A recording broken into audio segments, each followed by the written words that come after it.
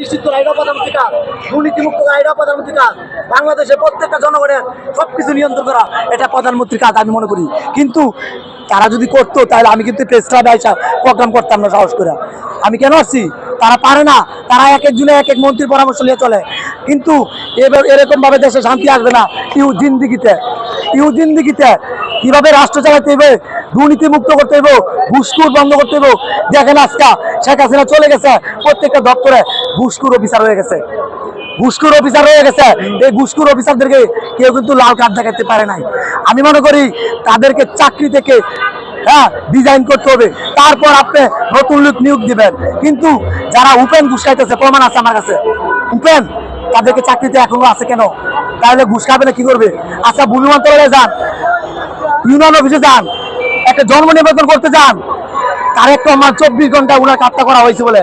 তাইলে আমাদেরকে উনি বলে একবার আপনাদের কাটো 24 ঘন্টায় না 1 সপ্তাহ করে দেওয়া হবে, এই কথাটা আজ পর্যন্ত বলছে উনি, প্রধানমন্ত্রী বলে নাই।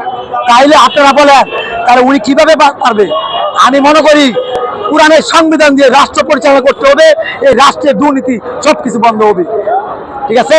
তারা মনে করতেছে গণতন্ত্র এটা বাটপারি তন্ত্র, এই বাটপারি তন্ত্র দিয়ে কোনোদিন এই দেশে শান্তি আসবে না, আমি চ্যালেঞ্জ করে বলে গেলাম। যারা কি কি দুর্নীতি করছে এমন কিছু জানা আছে? এই বলতে দুর্নীতি হয়েছে, আপনার থানার মধ্যে যাবেন, থানার মধ্যে যাদের টাকা পয়সা বেশি আছে তারা যদি টাকা দেয় তাহলে মনে করেন অনেক কিছু হয়ে যায়। আর যারা গরিব মানুষ টাকা নেয় তাদের বিচার দামাচাপা হয়ে যায়। তা এগুলি কি কার কাম? এগুলি কার কাম? এই যে ডাক্তাররা চিকিৎসা করে দুর্নীতি করতেছে, ভুয়া চিকিৎসা করতেছে, এগুলি তদন্ত অনুসারে আমি মনে করি বিচার করা দরকার ছিল। কিন্তু গরিব মানুষ যাদের টাকা নাই তারা বড় বড় মেডিকেল যাইতে পারে না, তাহলে তাদেরকে প্রশাসন এবং তাদেরকে প্রধানমন্ত্রী এগুলি দেখতে হবে।